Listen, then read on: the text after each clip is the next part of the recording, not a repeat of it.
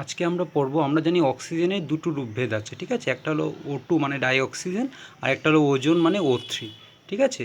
এখন প্রশ্ন হলো, আমি আর বলছি না যে ওজোন তো তোমরা জানো স্ট্র্যাটোস্ফিয়ারে থাকে, আর ওজোন স্তর আমাদেরকে কিভাবে রক্ষা করে, অতিবেগুনি রশ্মি থেকে রক্ষা করে। স্ট্র্যাটোস্ফিয়ারে কিভাবে তৈরি হয় ওজোনটা আমরা জানি, স্ট্র্যাটোস্ফিয়ারে অক্সিজেন থেকে ওজোন তৈরি হয়, ইউভি রশ্মির প্রভাবে অক্সিজেন থেকে ওজোন তৈরি হয়, যে 3O2 2O3-তে রূপান্তরিত হলো। এখন প্রশ্ন হলো, তুমি যদি ল্যাবরেটরিতে করো তাহলে তুমি নিঃশব্দ তড়িৎক্ষরণ করতে পারো, এই যে নিঃশব্দ তড়িৎক্ষরণ করলে অক্সিজেন থেকে ওজোন তৈরি হয়। এখন প্রশ্ন হলো, এই ওজোনই তো অক্সিজেন, এইভাবে যে ওজোনটা তৈরি হয় তার মধ্যে কিন্তু অক্সিজেনও মিশে থাকে, মানে 100% অক্সিজেন ওজোনে রূপান্তরিত হয় না। এখন তার থেকে যদি আমাকে ওজোনকে আলাদা করতে হয় তাহলে কি করতে হবে, ওজোনই তো অক্সিজেনকে তোমাকে প্রথমে তরল করতে হবে, তরল করে তাকে আংশিক পাতন করতে হবে। এখন প্রশ্ন হলো, অক্সিজেন ওজোন থেকে বেশি উদ্বায়ী, ঠিক আছে, ফলে অক্সিজেনটা বেরিয়ে যাবে পাত্রের মধ্যে, তোমার ওজনটা তরল রূপে তুমি পেয়ে যাবে। এইভাবে আংশিক পাতন করে আমরা পেতে পারি। এখন প্রশ্ন হলো, নিঃশব্দ তড়িৎক্ষরণ কেন করা হলো। মনে রাখবে, এই যে অক্সিজেন থেকে ওজোন, এটা কিন্তু তাপগ্রাহী বিক্রিয়া। কেন দেখো, এটা 3 মোল থেকে 2 মোল হচ্ছে, মানে প্রথম কথা হলো কম সংখ্যায় তৈরি হচ্ছে, কাজেই এটা তাপগ্রাহী বিক্রিয়া। আর তাপগ্রাহী বিক্রিয়ার জন্যই তাকে তাপ না দিলে হ্যাঁ ওজনে রূপান্তরিত হবে না, এই জন্য নিঃশব্দ তড়িৎক্ষরণ করে সেই তাপটা সরবরাহ করা হয়। এখন আমরা চলে যাচ্ছি ওজনের গঠন আকৃতি দেখো, ওজনের O3 মানে মাঝের অক্সিজেনটা, মিডিল অক্সিজেনটা sp2 সংকরায়িত। এই sp2 সংকরায়িত হওয়ায় একটা sp2 এখানে অক্সিজেনের সঙ্গে সিগমা বন্ধন করলো, আরেকটা sp2 এই অক্সিজেনের সঙ্গে করলো, আর আরেকটা sp2-তে এখানে নিঃসঙ্গ জোড় আছে, কিন্তু ঠিক দেখা যাচ্ছে না, এই যে অক্সিজেনের উপরে একটা নিঃসঙ্গ জোড় আছে। আচ্ছা, sp2 হলে বন্ধন কোণ কত হওয়ার কথা ছিল, 120 ডিগ্রি, কিন্তু এখানে ওই ভিএসিপিআর থিওরি দিয়ে ব্যাখ্যা করা যাবে। এখানে বন্ধন কোণটা দেখো 120 থেকে কমে গেল 116.8 ডিগ্রি, 116.8 ডিগ্রি।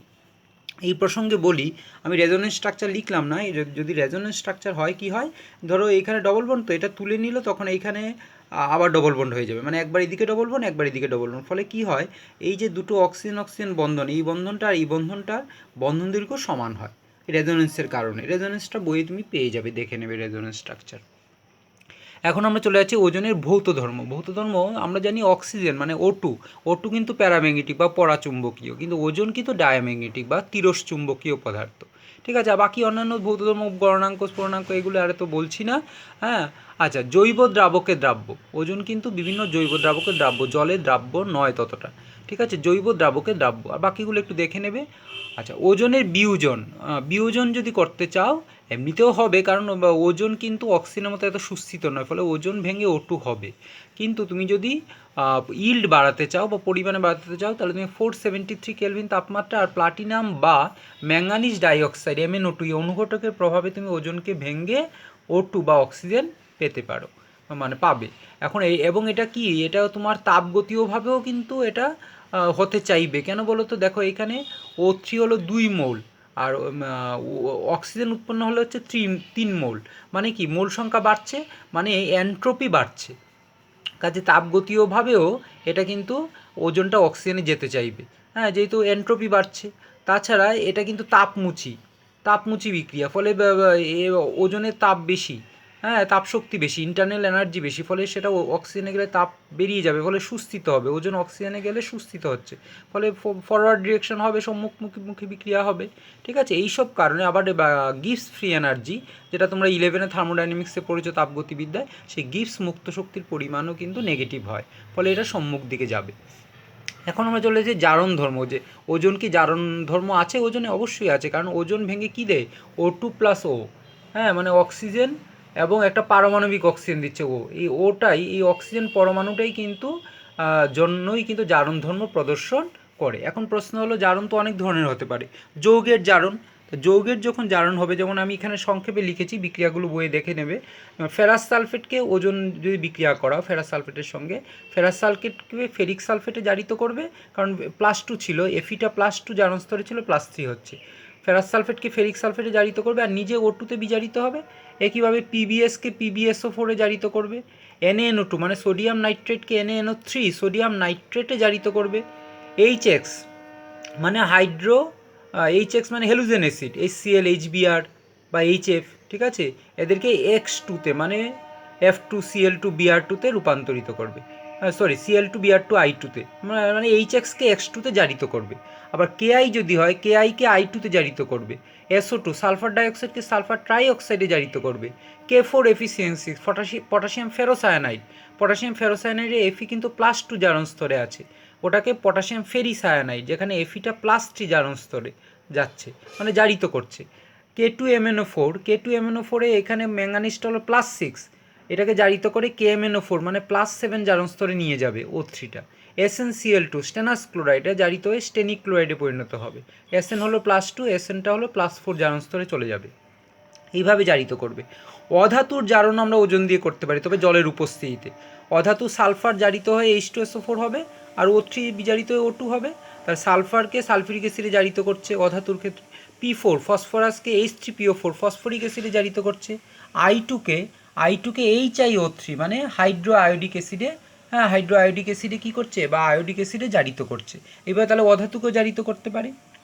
ধাতুকল্পকে জারিত করে, যেমন আর্সেনিক একটা ধাতুকল্প, এটাকে জারিত করে H3ASO4 মানে আর্সেনিক অ্যাসিড। তারপরে এসবিকে জারিত করে, অ্যান্টিমনিকে জারিত করে H3SbO4 মানে অ্যান্টিমনি অ্যাসিডে জারিত করছে। এখন আমরা চলে যাচ্ছি ধাতুর জারণ।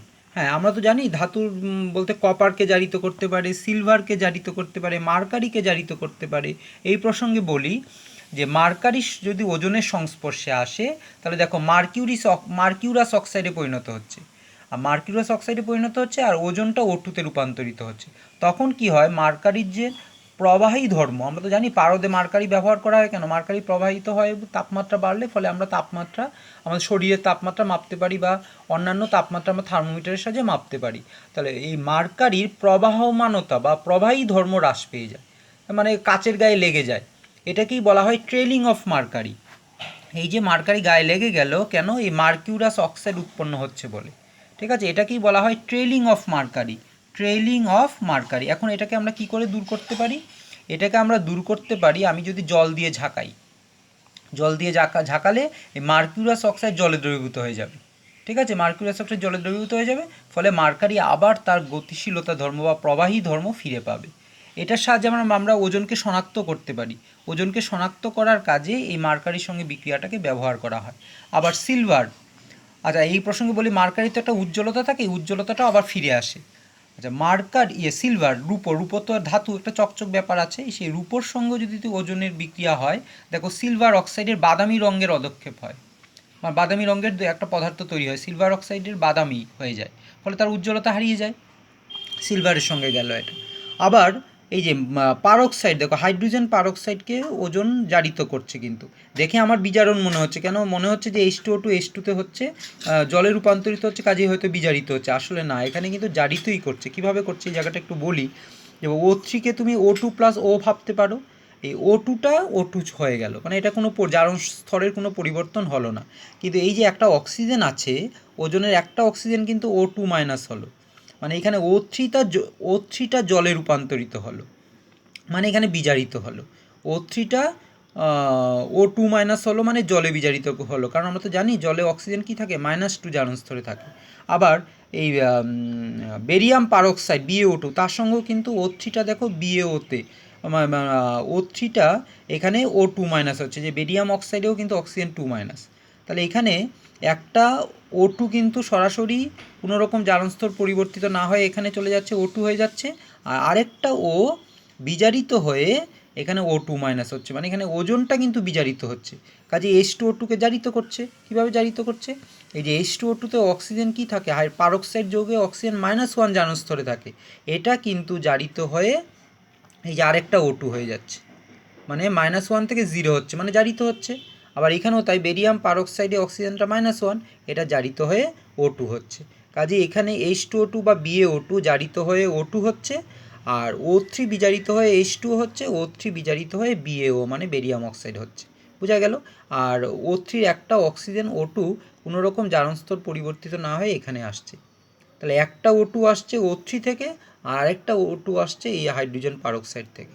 এখানেও তাই, একটা O2 আসছে O3 থেকে, আরেকটা O2 আসছে এই বেরিয়াম পারক্সাইড থেকে। ঠিক আছে?